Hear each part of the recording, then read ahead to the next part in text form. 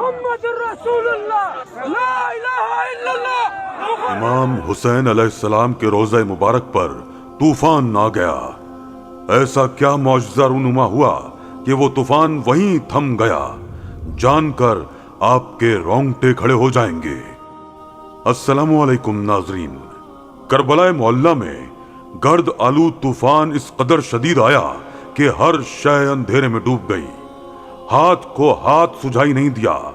لوگ استغفار کا ورد کرتے ہوئے تمام تر کام چھوڑ کر گھروں کی جانب بھاگنے لگے۔ یوں محسوس ہوتا تھا جیسے قیامت قریب آ چکی ہے۔ مگر جب وہ طوفان روضہ امام حسین علیہ السلام کے قریب پہنچا تو ایسا معجزہ ہوا جسے دیکھ کر وہاں موجود لوگوں کی زبانیں اللہ اکبر کی صدائیں بلند کرنے لگیں اور ہر سو لبیک یا حسین، لبیک یا حسین کے نعرے بلند ہو گئے۔ ویڈیو کو مزید آگے بڑھانے سے پہلے اگر آپ ہمارے چینل پر نئے ہیں تو پہلے چینل کو سبسکرائب کیجئے اور بیل آئیکن کو کلک کیجئے تاکہ نئی آنے والی معلوماتی ویڈیوز آپ تک بآسانی پہنچائی جا سکیں۔ دوستو، حال ہی میں عراق کے شہر کربلا میں ایک ایسا معجزہ پیش آیا جسے دیکھ کر لوگوں کا دل خدا کی وحدانیت سے پر نور ہو گیا اور ان کے دل میں محمد و آل محمد صلی اللہ علیہ وآلہ وسلم کے لیے محبت مزید بڑھ گئی۔ کربلا کے صحرا سے آخر کون مسلمان واقف نہیں؟ یہ وہی سرزمین ہے جہاں 1400 سال پہلے جگر گوشہ رسول حضرت محمد مصطفیٰ صلی اللہ علیہ وآلہ وسلم جوانان جنت کے سردار مولا امام حسین علیہ السلام کو بے دردی سے شہید کر دیا گیا تھا۔ حیرت کی بات تو یہ ہے کہ جہاں قبریں بنی وہاں قبرستان آباد کیے جاتے ہیں، مگر واحد صحرا و بیاباں کربلا ہے جہاں سید الشہداء کے شہید ہونے کے بعد کربلا کی سرزمین ویرانی میں نہیں بلکہ آبادی میں تبدیل ہو گئی۔ آج بھی وہاں ایسے کئی معجزات نازل ہوتے رہتے ہیں جنہیں دیکھ کر انسان کا ایمان تازہ ہو جاتا ہے اور دل میں نواز رسول صلی اللہ علیہ وآلہ وسلم کے لیے محبت بڑھ جاتی ہے۔ حال ہی میں موسمیاتی تبدیلیوں کی وجہ سے شدید طوفان نے سر اٹھایا۔ وہ طوفان شدید مٹی کا طوفان تھا جس نے پورے شہر کو اپنی لپیٹ میں لے لیا تھا۔ ہر سو اندھیرا اور گرد آلود ہوائیں چلنے لگی تھی۔ ہاتھ کو ہاتھ نظر نہیں آ رہا تھا۔ لوگ خوف سے اپنے اپنے گھروں میں قید ہو کر رہ گئے تھے۔ موسمیاتی ماہرین کا کہنا تھا کہ یہ طوفان لمحہ بہ لمحہ ہر چیز کو اپنی لپیٹ میں لے کر نیست و نابود کرتا جا رہا ہے۔ سڑکوں پر کھڑی گاڑیاں اور دکانوں کی چھتیں تک اڑتی جا رہی تھیں۔ اب تک آدھا شہر اس طوفان کی لپیٹ میں آ چکا تھا۔ گرد اس قدر زیادہ تھی کہ عام آنکھ سے پاس پڑی شے دکھائی نہیں دے رہی تھی۔ وہاں کے رہائشیوں نے خدا کے حضور اجتماعی عبادت کر کے اس آفت سے نجات مانگنا شروع کر دی، مگر وہ طوفان تو جیسے تھمنے کا نام ہی نہیں لے رہا تھا۔ گرد آلود طوفان اس قدر بلند تھا، یوں محسوس ہو رہا تھا جیسے سمندر میں طغیانی آ چکی ہو اور بلند و بالا آسمان سے بات کرتی پانی کی بڑی لہر ہو جو ایک پل میں ہر شے کو اپنی لپیٹ میں لے لے گی۔ طوفان آہستہ آہستہ بین الحرمین کی جانب بڑھ رہا تھا، یعنی وہ جگہ جہاں حضرت امام حسین علیہ السلام اور حضرت عباس علیہ السلام کے روضہ مبارک موجود تھے۔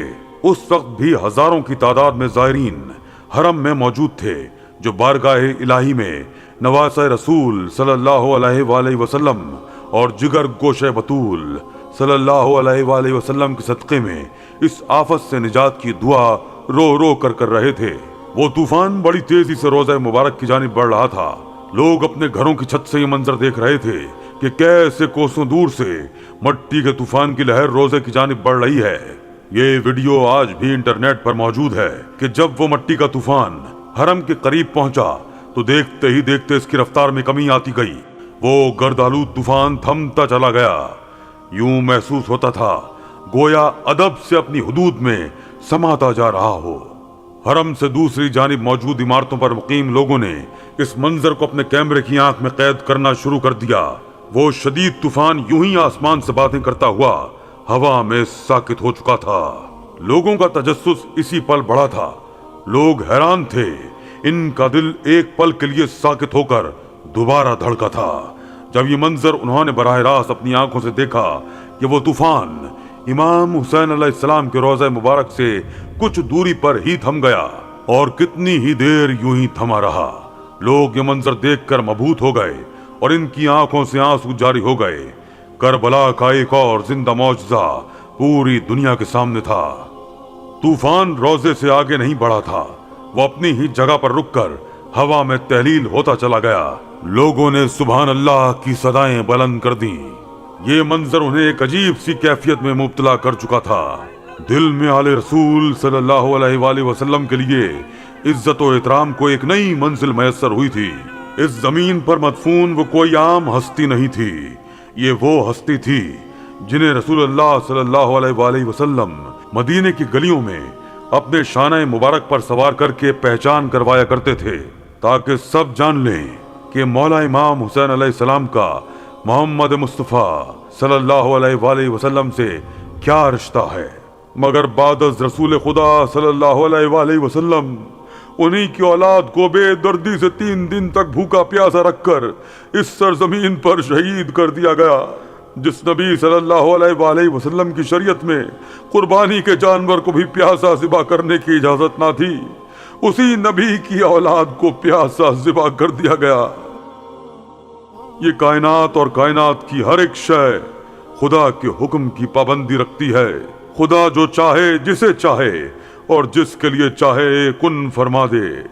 حضرت امام حسین علیہ السلام نے نوک نیزہ پر قرآن مجید کی تلاوت کر کے خدا کا ذکر بلند کیا تھا، اور آج 1400 سال بعد خداوند عالم نے نام حسین علیہ السلام اور ذکر حسین علیہ السلام کو بلند کر رکھا ہے، تاکہ صرف مسلمان ہی نہیں بلکہ غیر مسلم بھی جان لیں کہ جس خدا کا خلق کیا گیا عبد ایسا ہے، نہ جانے وہ خدا کیسا ہوگا جس کی خاطر محمد صلی اللہ علیہ وآلہ وسلم اور ان کی آل نے اپنے 6 ماہ کے بچے کی قربانی دینے سے بھی ہاتھ نہیں کھینچا۔ اللہ اکبر۔ دوستو، عراق کے شہر کربلا میں ایسے کئی معجزات پیش آ چکے ہیں جنہیں دیکھ کر انسانی عقل دنگ رہ جاتی ہے۔ کربلا کی زمین وہ زمین ہے جس سے جب بھی کسی نبی کا گزر ہوا تو انہیں شدید تکلیف اور رنج کا سامنا کرنا پڑا۔ یہ زمین کرب کا مجموعہ ہے جس پر رسول اللہ صلی اللہ علیہ وآلہ وسلم کے خون پر ان کی اولاد پر ظلم و ستم ڈھائے گئے۔ خدا کی کائنات آج بھی احترام کرتی ہے محمد صلی اللہ علیہ وآلہ وسلم اور آل محمد صلی اللہ علیہ وآلہ وسلم کا۔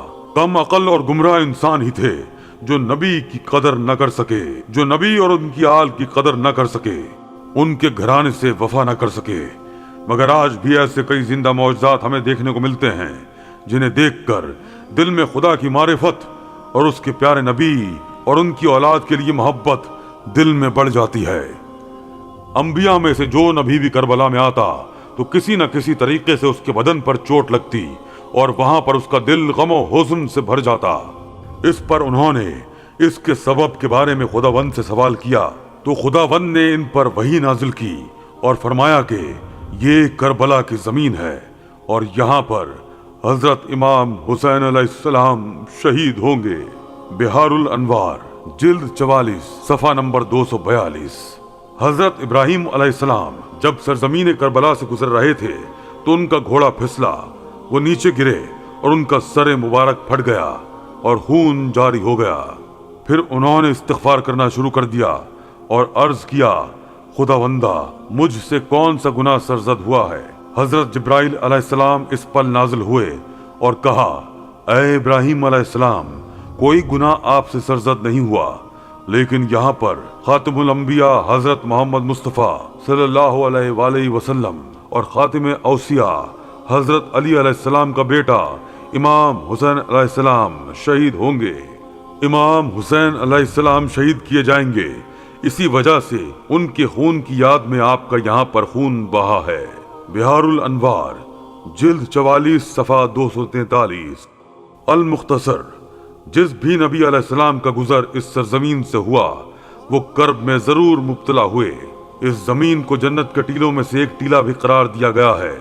یہ سرزمین اپنی الگ قدر و منزلت رکھتی ہے کیونکہ اسے رسول اللہ صلی اللہ علیہ وآلہ وسلم کی اولاد اور جنت کے سردار کی شہادت کے لیے منتخب کیا گیا تھا۔ بس یہی دعا ہے کہ خداوند عالم انسان کو انسانیت کے معیار پر پورا اترنے کی توفیق دے اور نیکی کی راہ پر گامزن کرے، حق پر قائم رہنے کی توفیق دے۔ آمین یا رب العالمین۔